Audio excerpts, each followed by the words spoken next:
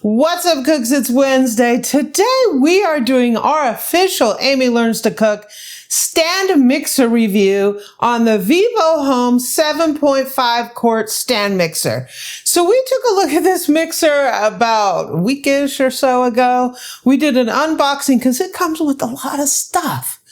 Blenders, meat grinders, slicer shredders. Today we're just testing the basic mixer. We're going to whip some cream. We're going to make some cookies and we're going to make some bread. So welcome to the Amy Learns to Cook kitchen.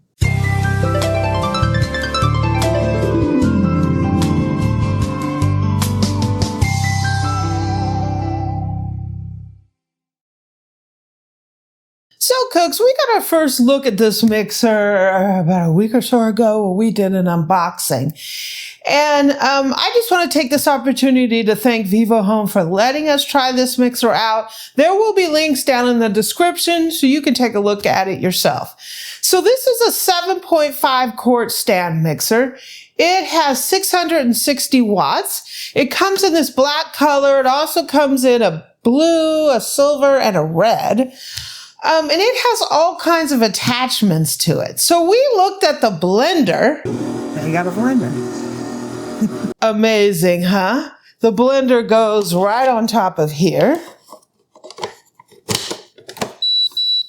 We looked at a couple attachments that come with this mixer that come on the front hub. So we had the slicer shredder and we also had the meat grinder.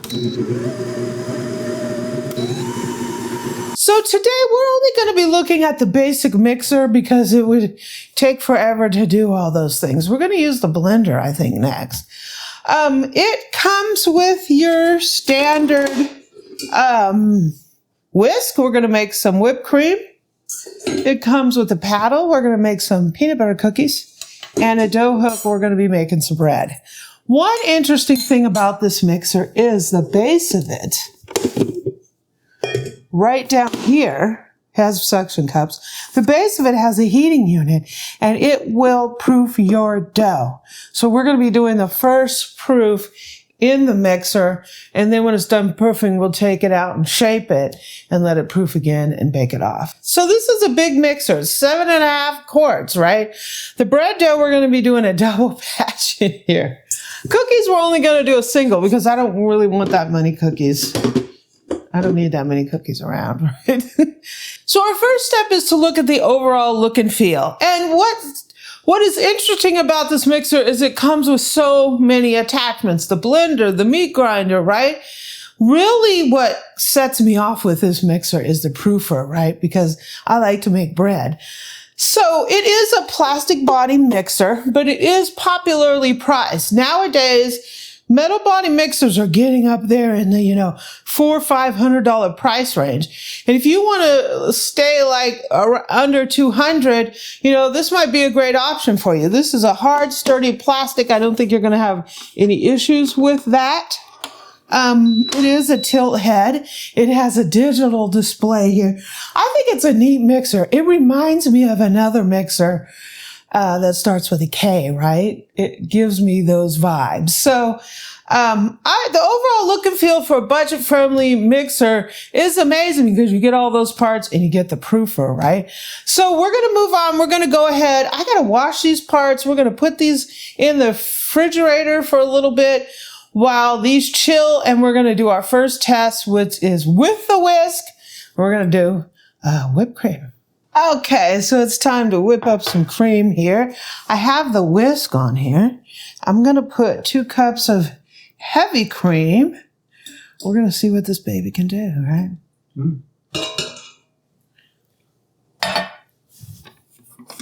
I'm looking at this back one.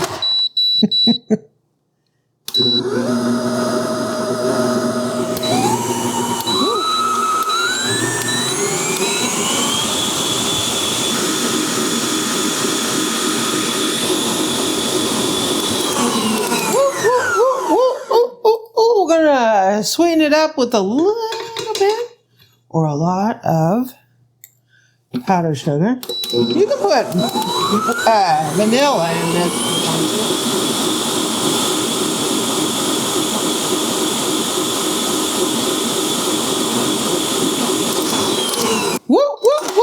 whipped cream. You want to do something for old time's sake, though? Well, it may look like whipped cream and it may sound like whipped cream, but I think we need to do a little visual on it. A visual? Yeah, you know. Get a little closer up. Looks like whipped cream. Sounds like whipped cream. I got it all over the front of me. You want to check to make sure it's whipped cream? This is old time's sake, because several people have told me you haven't done this in a while. Oh, I gotta sniff it. Smells like it could be cream. Let me look at it a little closer. You want to look at it? How close you want to look? That close? That close? Old time's sake! Old time's sake! Woo! It gets an A. Yep. Okay, it's cookie time. Yeah. And I got some butter in here. Just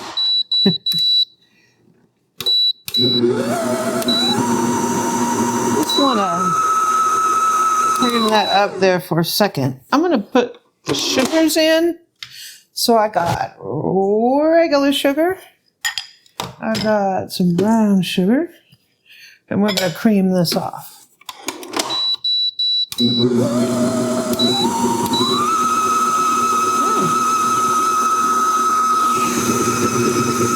nice. It's important to let that really go in the mixer so it becomes light and fluffy, and that the sugar kind of creams in there, right? Whoa! I need to get a little scrapey poo. There's a look in there. Yeah, it's beaten. So I'm going to let this go for a few minutes.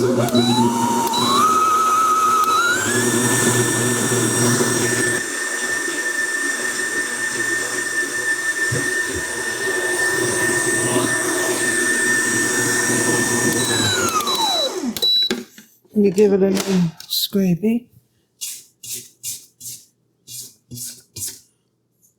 Nice, nice. Seems like it has quite a bit of power. Power.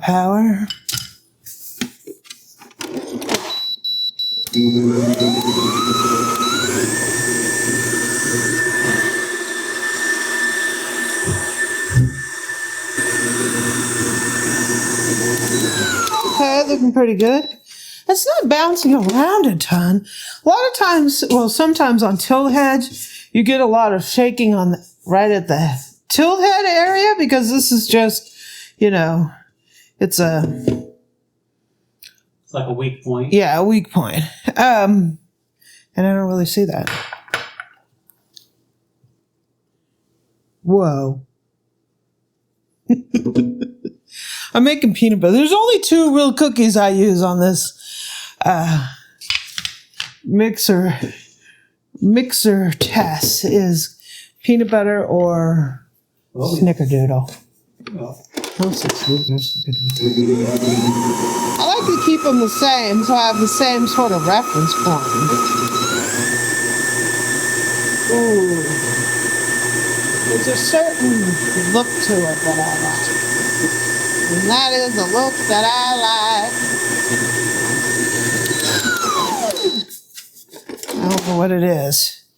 Certain mixers get that, the way it goes around the bowl. This one I'm having to scrape a little bit more, but, you know, if you're looking for a budget-friendly mixer, and you don't mind scraping an extra time or two to save yourself $300.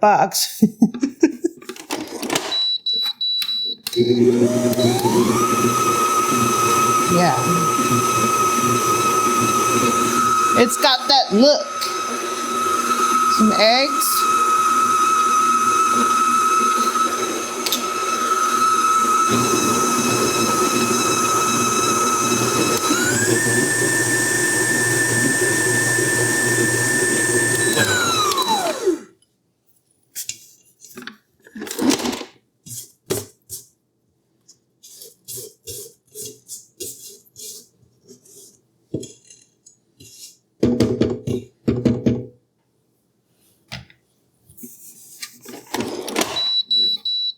So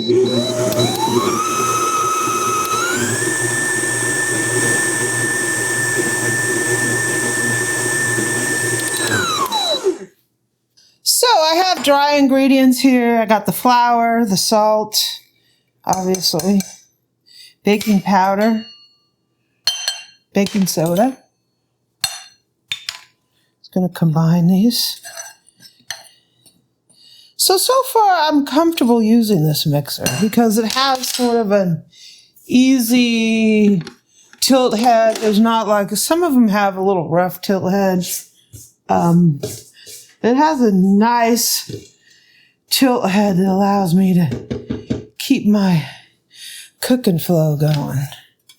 I'm going to use my little pouring chute here. I'll put the link down along with this mixer in the description.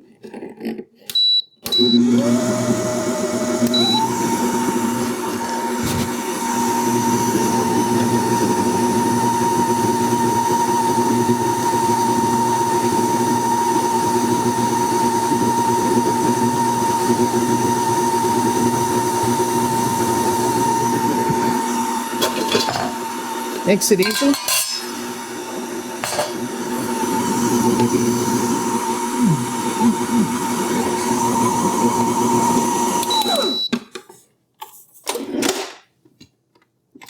Bound up slightly on the paddle a little bit. Check the mixing here. Looks kind of nice.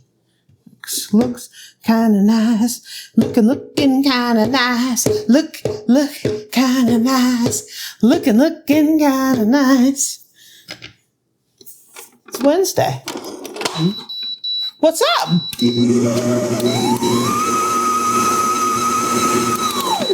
Okay.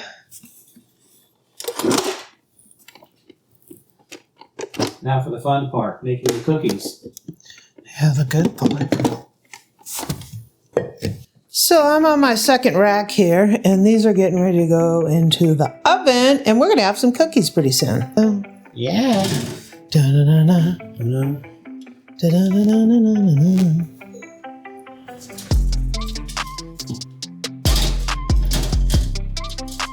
Cookies! Yum cookies. Are you guys ready to make some bread? Yeah. Let's do this. So let's give it a whirl, right? I'm putting some warm water in there and a little yeast and a little bit of sugar. We're making a double batch, actually. This is going to be a 6-cup recipe.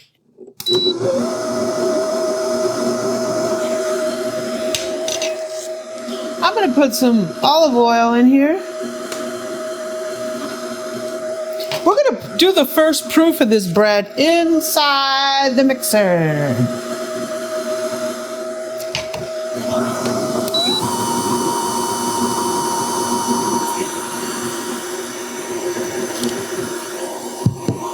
We got flour. Flour power.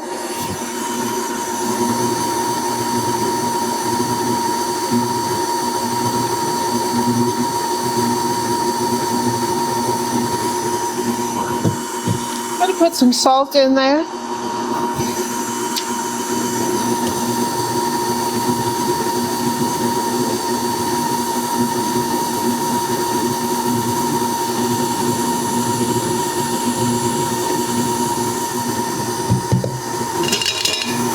Let's see where we at with this.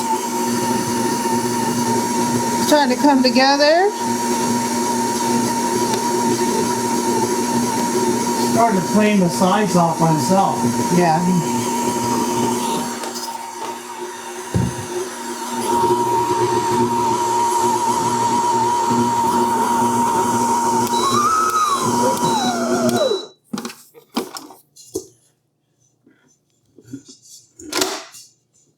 That looks pretty good to me. All right, for right now.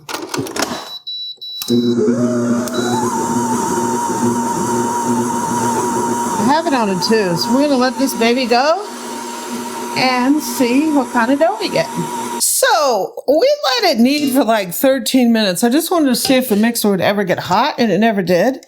It was pretty good. Here's our dough. I'm going to go ahead. So we're going to use the proofing function on this. So I'm going to go ahead and get this dough out. I left it a little stickier. Seems like I'm doing that more and more lately. I don't like it to be super dry. So here's our dough. Nice. So how's it going to be? It feels nice. It was spinning on a dough hook quite a bit. Little tiny bit of breakage. But no, it's nice dough. Nice. Nice.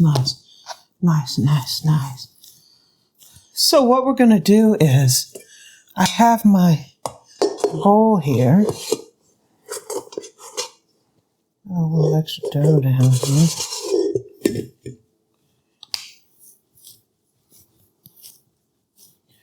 I'm going to take this spray and I'm going to spray in this thing. I'm going to take our dough into a ball like this. I'm going to put it smooth side down like that. And I'm going to flip it so the dough gets a little bit of the oil on it. So this is our heating element, the base of the mixer. So I'm going to go ahead and put the bowl on here. Okay, so here's our knob. If you bring it back to here, the F, it's going to put you on a fermentation cycle. It gives you 60 minutes. So you can go 30 minutes, 60 minutes, however long you want to let it proof. And I'm going to go ahead and I'm just going to put a towel over this. You don't want the dough drying out. And we'll see.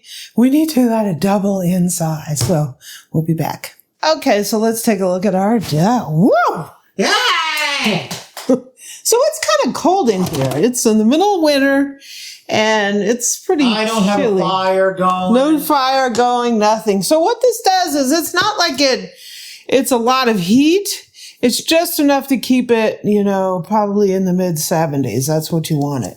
And that's how it looks. Woohoo, right? I'm going to take this out of here. Very, very nice. Very, very nice. Mm-hmm. I love playing with dough. Mm-hmm. Am I the only one that likes playing with dough? Stretchy. That's what you want. That's gluten. That, when the bread starts to rise in the oven, that's going to keep the bread shaped. The fact that this bread can expand like that. If your bread can't expand like that, it can fall in on himself. You're just not going to get the beautiful loaf that you want. Mm-hmm. Very nice. So the mixer. I actually had a lot of fun using this mixer. It comes with a lot of different parts to it. You have the blender, the meat grinder, the slicer shredder, right? But just as a basic mixer, it did a really good job. It didn't get overly hot. It wasn't jumping around. I think it did a decent job bringing all the ingredients together. I did have to scrape, but whatever. You have to do that with any mixer. Let me break this up into two. Mm-hmm. Just like that. And this one we're going to make into a loaf. I actually really like the look of it, and I really like the proofer in there. It's a fun mixer for, if you're looking for a budget-friendly mixer, you got it right here on this one, right? So let me flatten this out a little bit.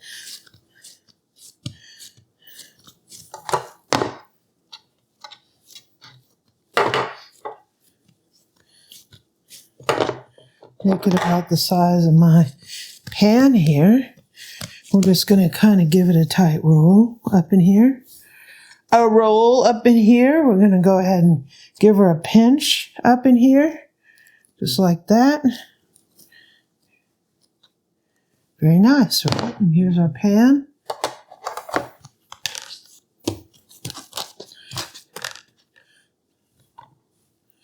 We're going to go ahead and pan it. We're just going to press it in there, tuck the ends in, get it looking nice and good here. Make sure the dough is even. Very, very nice. Look at that. Very nice. So we have a nice loaf of bread there. We're going to go ahead and cover this up. This half, I'm not 100% sure. I want to make a couple hoagie rolls because I might chop up some chicken, bell peppers, and onions and make a little chicken cheesesteak tomorrow. I don't know about you, but at our supermarket, the bakery, all they do is lift it out of the freezer because you can feel it's cold. Yeah. It's not exactly fresh baked. I don't know. I don't get that. I don't get how they can say like, oops, oh, this is the bakery. And then, nothing in there is actually fresh baked. Yeah. These make kind of big hoagies. Hoagies, sub rolls, whatever you want to call it. I don't want them to be too big though, because these are going to be small ones. I don't know how great. We'll see how they come out. You guys make some breadsticks. Better than that one place we went to that claimed they were breadsticks. Oh, gosh. We went to this restaurant. That's been around since the 70s or more. You could say the day of the week. Friday, right? And Eric got some kind of pasta that had a breadstick, and the breadstick was frightening, actually. I've had popsicles that were bigger than that breadstick was.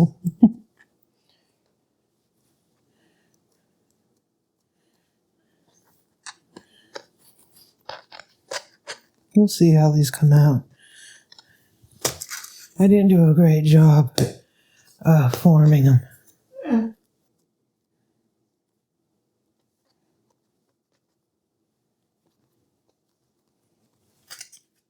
I don't know how long they're going to come out. I'm not like 100% sure like how much dough you should use for a hoagie. And you'll say, oh, it takes 2 ounces or something. Yeah, for a dinner roll. Yeah, but you're not weighing these, you're just eyeballing them. Maybe hoagies should be 4 ounces? I don't know. No. We'll see how these come out, huh? Okay, cooks, so look at this. Look at all this homemade bread we got from using the VIVOHOME stand mixer. So just going through the things that we made for this. So we made the whipped cream. It was fantastic. Whipped it up nice and fluffy. Eric got a smack in the face with it, right? Felt good to me. Yeah. So then we made the peanut butter cookies. They turned out amazing. I did have to scrape a couple times, but it wasn't that big a deal. It did a great job. So now we've made a double batch of my basic homemade white bread. And look at that. 1 loaf of bread and these quasi hoagie rolls, right? I think I need to work on my shaping. Close enough, right? There we go. And we got some homemade. I wish you guys were here, right? It smells amazing. So, for a budget-friendly mixer, this mixer did a great job. It didn't get too hot. It handled all the dough, no problem. This is a 7.5 quart mixer. And it did, for the price, you can make a whole lot of fun stuff in this mixer. So thank you for joining me. There'll be links down in the description to this mixer.